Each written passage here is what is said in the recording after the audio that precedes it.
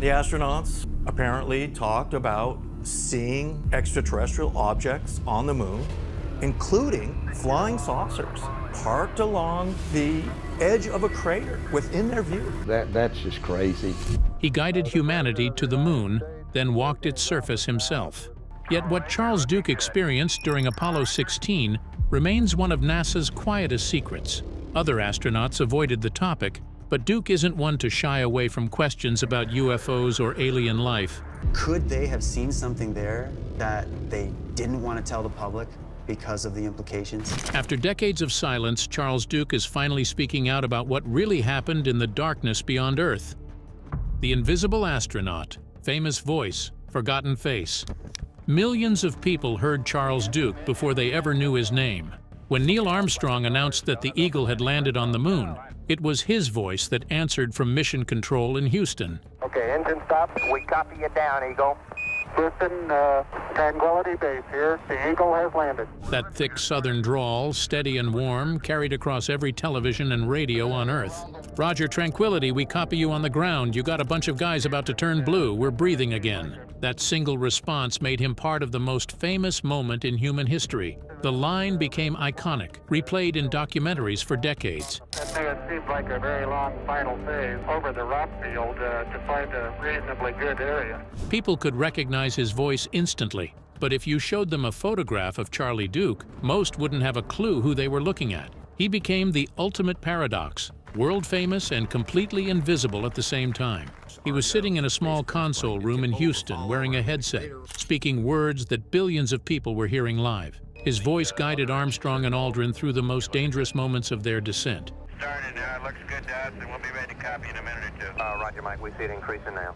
Every astronaut knew exactly who he was. Mission controllers relied on him. Kids watching at home heard him as the calm presence explaining what was happening. Yet when the celebrations began, when the ticker tape parades rolled through New York City, and the magazine covers showed astronauts shaking hands with presidents, he wasn't in those photos. Thank you so much. Thank you. Thank you. Mr. President. Thank you so much. These Thank you very wonderful much. times just may occur. The crushing weight of every word, Capcom under pressure. The funny thing about pressure is that when you're handling it perfectly, nobody notices. Charlie Duke spoke with such calm precision during Apollo 11 that millions assumed he was just reading from a script. But inside Mission Control, every single word he transmitted carried the weight of history itself. He wasn't just some guy with a microphone. He was the only person in that entire room allowed to speak directly to Armstrong and Aldrin. Okay, fuel is good, 10%. That comes a shadow. Perfect place over here, John. A couple of big boulders. One engineer monitors life support. Another tracks fuel levels. A third watches the computer systems. But when any of them needed to communicate with the crew, they had to tell Duke, and Duke had to get it exactly right. One misunderstood word could throw the mission into confusion.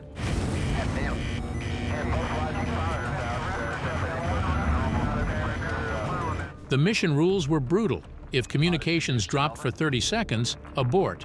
If the computer failed, abort. If fuel hit 4%, abort. Then the problems started piling up. Communication issues forced them to reorient the spacecraft. Computer overload alarms started screaming. He thought that was it, but the engineers kept saying go, and he had to trust them. When Armstrong looked out the window at around 3,000 feet, he knew the planned landing site wouldn't work. Too many boulders. Armstrong took manual control and did what no simulation prepared them for. He leveled off at 500 feet and flew horizontally across the moon while fuel burned away with every second. The propulsion engineer called out the fuel levels. 60 seconds! Duke keyed his microphone. Eagle, 60 seconds! The room went dead silent. Listen up. Quiet down, people. Quiet down. Quiet down. 30 seconds later, he made the call again. Eagle, 30 seconds. 13 seconds after that warning, Armstrong's voice crackled through. Tranquility Base here. The Eagle has landed. Tranquility Base here. The Eagle has landed. We copy you on the ground. You got a bunch of guys about to turn blue. We're breathing again. Thanks a lot. Less than 20 seconds of fuel remaining. Duke felt like someone had punctured a balloon. All that tension just exploded out of him in one massive wave of relief. But here's what really hits. Eagle, Houston, we see you on the steerable. Roger, how does it look? The Eagle has wings. Roger. He later admitted the tension in mission control during Apollo 11's landing was higher than when he landed on the moon himself during Apollo 16. Being the voice guiding others was more terrifying than actually doing it, because as Capcom, he could only watch, only speak, only hope every word he chose was right. Are we alone? Duke's demonic theory. Duke believes UFOs are real. He just doesn't think they're from space. When he stood on the moon and looked up at that infinite black void, he saw nothing. No alien civilizations, no watching eyes from distant stars, just emptiness stretching forever. That's what God told me, so I'm going to say that they're demonic beings, and there's not any extraterrestrial. But people still ask him the question that haunts every astronaut. Are we alone? Did you see anything up there? Any signs of life watching us? His answer surprises everyone. UFOs exist, he says. They're just demonic, not extraterrestrial. He's not shy about it, even though he knows people laugh. Duke says God gave him specific answers to prayers about this topic, and he's sticking to them. His reasoning is straightforward. I accomplished in my life wasn't quite enough. I never could find this sense of well-being and peace in my life. Nothing made by humans can make a 90-degree turn at 3,000 miles an hour and survive. These objects violate every law of physics we understand. They accelerate instantly, stop without inertia, move in ways no craft built by human hands ever could. These objects are real. They're just not alien spacecraft. The Bible says Satan can appear as an angel of light, and Duke believes that's exactly what's happening with UFO sightings. The purpose, he argues, is distraction. They are real. Bible says Satan can appear as an angel of light. To pull people away from God by making them focus on superhuman beings from other worlds. The message is seductive. Look at us. We're more advanced than you. Follow us instead. Duke sees it as spiritual deception dressed up in technological wonder. He admits he gets ridiculed for this view. He doesn't care. God answered his prayers directly, he says, and he's going to repeat what he was told. They're demonic beings. There are no other civilizations out there. It's all designed to distract humanity from the real God. For someone who walked on another world and dedicated his life to science, it's an unexpected position. But Duke has never been interested in saying what people expect. He says what he believes is true. Descent into the abyss, what Duke actually saw. When the Apollo 16 lunar module touched down on the Descartes Highlands, Charlie Duke finally lived the dream he'd been chasing since childhood. He'd made lunar maps as a little boy, staring up at the stars from South Carolina. He'd trained for years, studied every photo, memorized every simulation.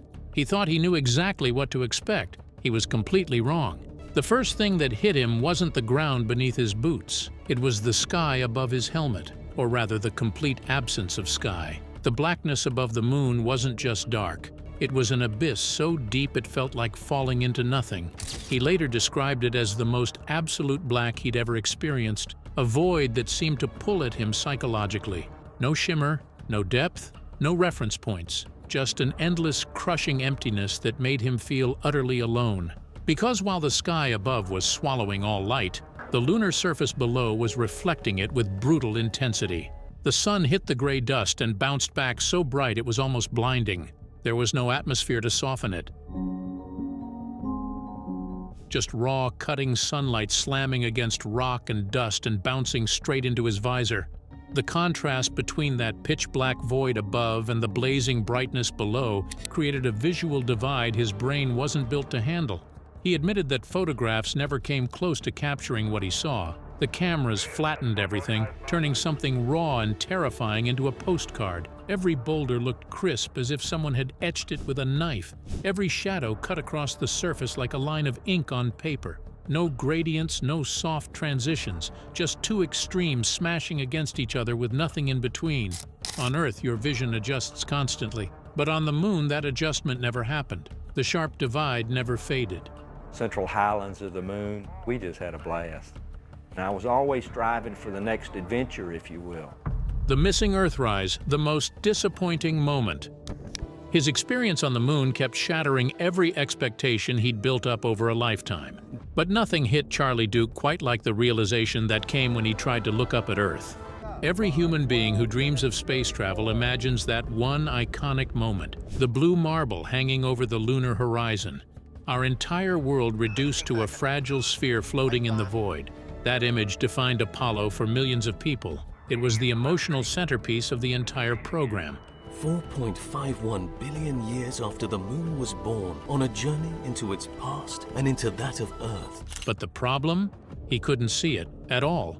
From where Apollo 16 landed on the Descartes Highlands, Earth sat directly overhead, straight up above the landing site, positioned in the one spot his suit made completely inaccessible. If he tried to crane his neck back to catch even a glimpse, all he saw was the opaque interior of his helmet. The rigid suit design made it physically impossible to look straight up. His own equipment, the life support system keeping him alive, blocked the very view that would have made the experience complete. Think about what that must have felt like. He'd spent his entire life building toward this moment. He'd looked at photos of Earthrise that William Anders captured during Apollo 8. He'd seen the documentaries showing that beautiful blue sphere hanging in the darkness. Like everyone else on Earth, he'd assumed that seeing home from another world would be the emotional peak of standing on the moon. The moment when you understand how small and precious our planet really is. It never happened. He later called it one of the most disappointing realizations of his life. The poetic scene that pop culture had drilled into everyone's imagination simply didn't exist for Apollo 16's crew. He was standing on another world, living humanity's greatest adventure, and the thing he most wanted to see was stolen by helmet geometry and landing site position. The gap between cultural mythology and lived reality couldn't have been wider. Every poster, every painting, every romantic vision of moonwalking showed astronauts gazing up at Earth. But for Duke, that iconic moment remained forever out of reach, blocked by the very technology that allowed him to survive in that alien environment. Trapped in a fishbowl, the brutal reality of the suit. That missing Earthrise wasn't the only way the suit betrayed Charlie Duke. The entire experience of being inside that bulky white equipment was nothing like what people imagined from watching the broadcasts. He later described it as being trapped inside a fishbowl. His helmet's visor curved his vision, narrowing everything into a tight bubble. Peripheral vision just vanished. He could see straight ahead reasonably well, but anything to the sides or above required rotating his entire body like a tank turret. Turning his head inside the helmet did absolutely nothing. The helmet was rigid, locked in place. If he wanted to look at something off to his right, he had to twist his entire torso in that direction, fighting against the stiff joints of the pressure suit. Every observation required physical effort. Every attempt to survey the landscape meant rotating like he was bolted to a swivel chair.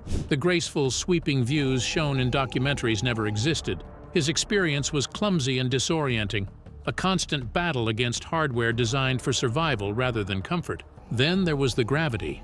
1/6 of Earth's pull sounds romantic when you hear about it in mission briefings. He thought it would feel light and freeing, like moving through water but without the resistance. The reality was chaos in slow motion. His first steps sent him floating upward in ways his brain couldn't predict. He'd push off the ground expecting a normal stride, and suddenly find himself airborne for far too long.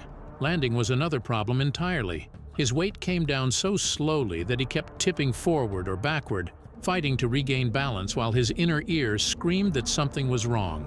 He admitted he stumbled through those first minutes, bouncing and tipping over as he tried to adapt. Every movement felt wrong.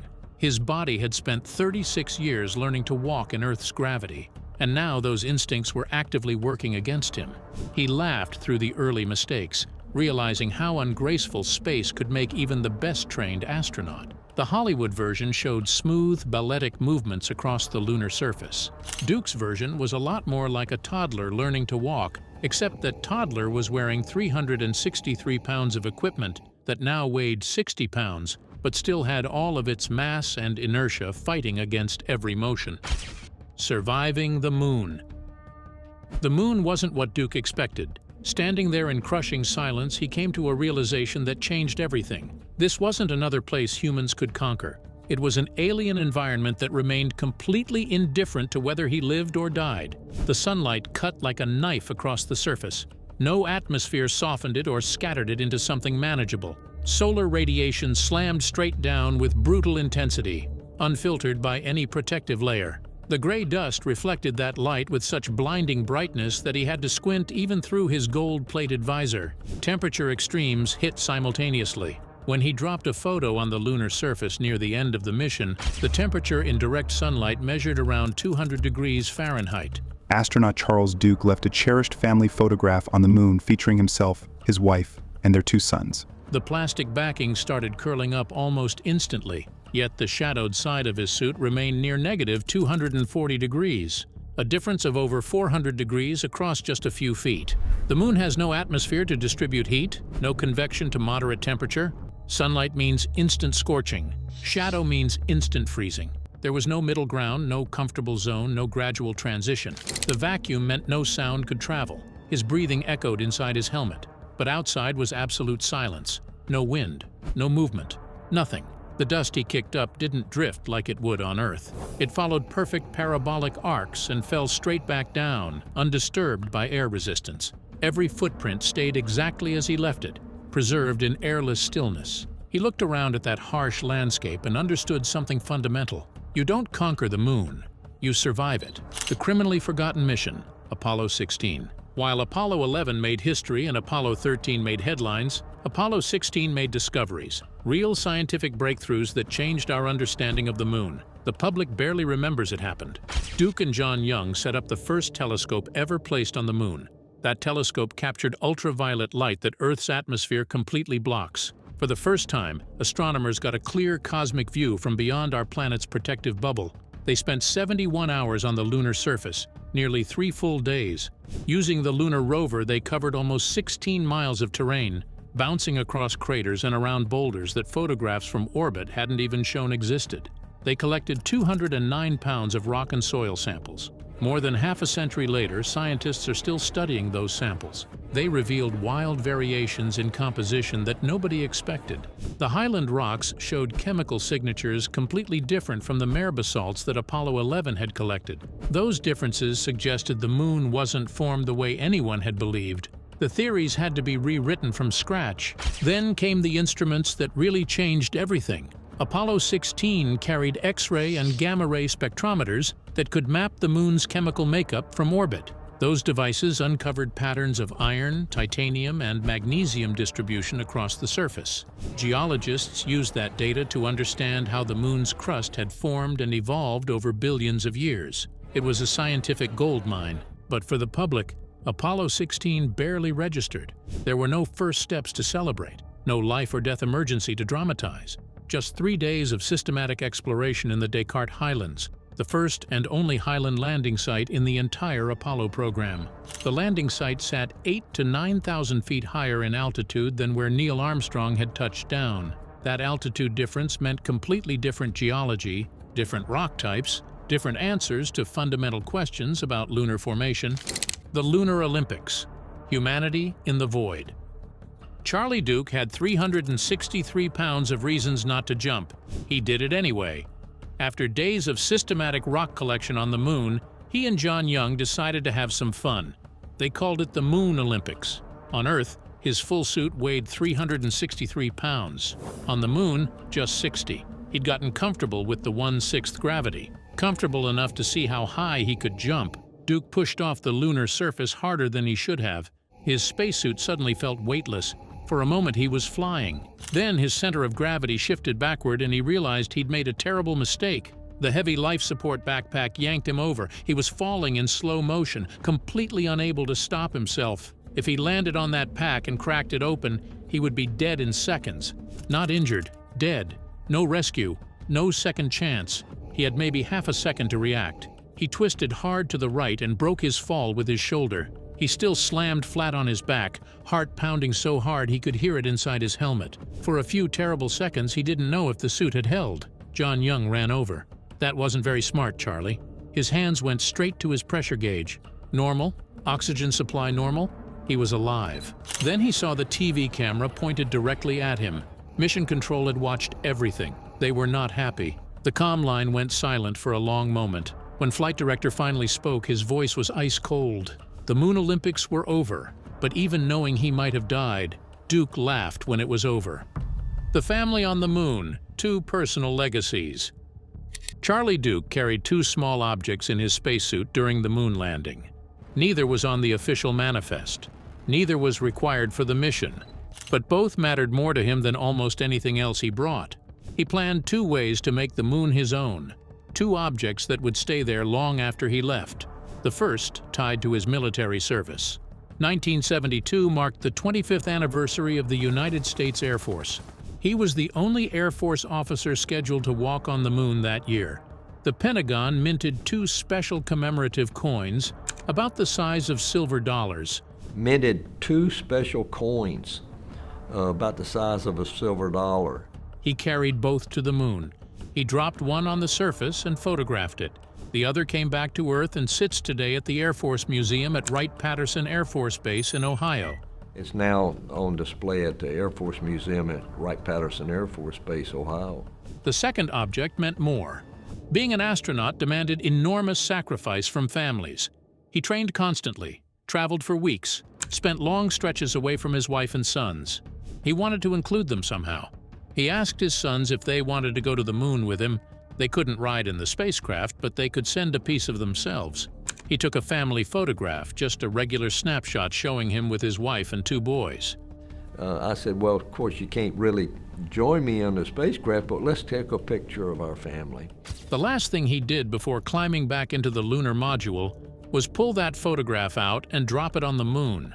Then he took a picture of the picture. Picture out of my pocket and drop it on the moon and took a picture of the picture. That photograph is still there today, though not in good shape. The temperature when he dropped it was approximately 200 degrees Fahrenheit. The plastic backing started curling up almost instantly.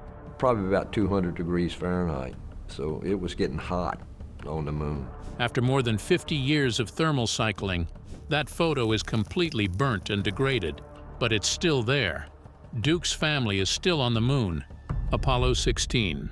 Selection and training. His path to the moon had been anything but straightforward. Growing up in South Carolina during World War II, he'd set his sights on the Naval Academy. He got accepted.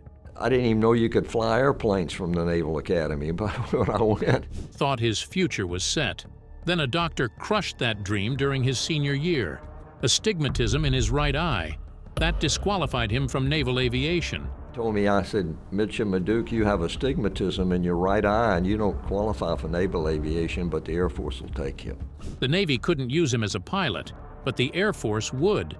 So he switched services and found himself flying interceptors in Germany during the Cold War, scrambling along the Czechoslovakian border during some of the tensest years in history. Czechoslovakian border and East Germany.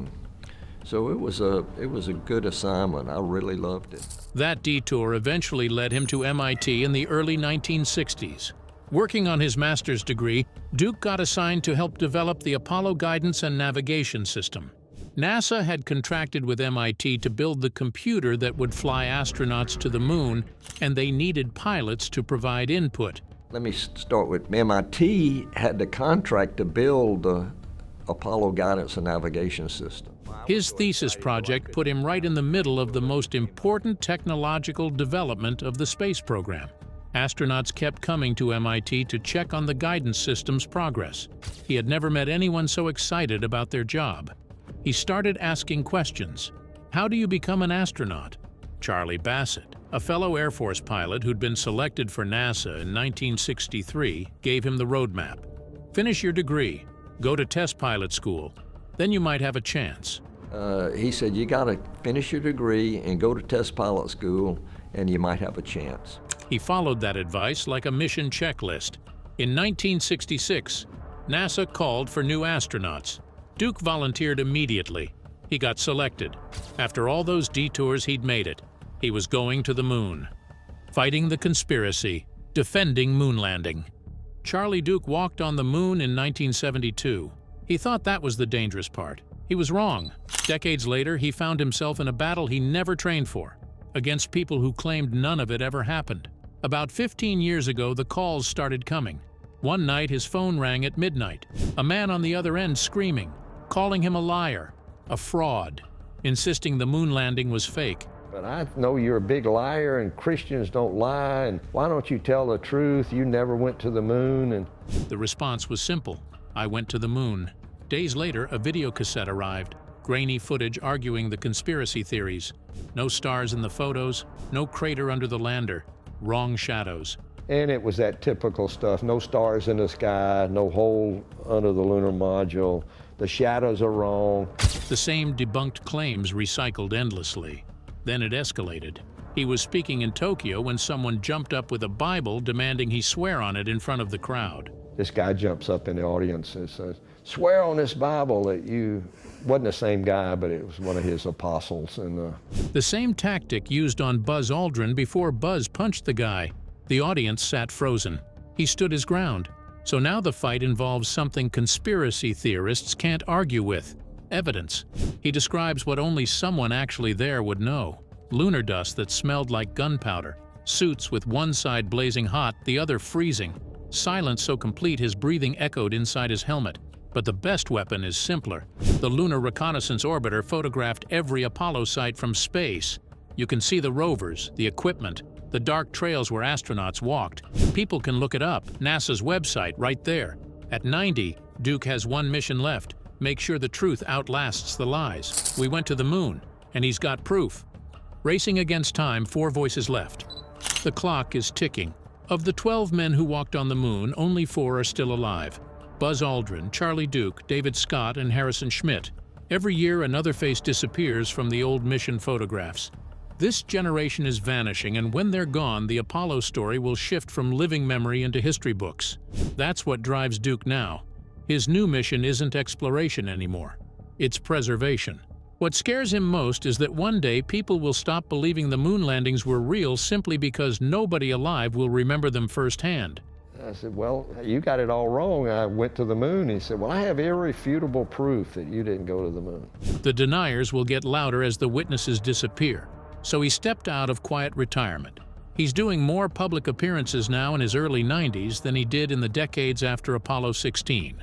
Schools, interviews, museums. The South Carolina State Museum brought him in to talk to students about what standing on the moon actually meant. Not just the mechanics, but the philosophy, the expansion of human possibility. He tells those students that forgetting Apollo means forgetting what we're capable of. The details he shares are things no textbook can capture. The profound silence that seemed alive, the strange stillness where nothing moved unless humans moved it. These sensory experiences die with the men who lived them unless those men take time to share them. At 90, he talks openly about mortality. He wants his grandchildren to inherit a clear story of Apollo. Not mythology, not conspiracy bait, the true foundation for what comes next. That's all for the space mysteries. Don't miss the videos on screen now. They're just as interesting. Catch you in the next one.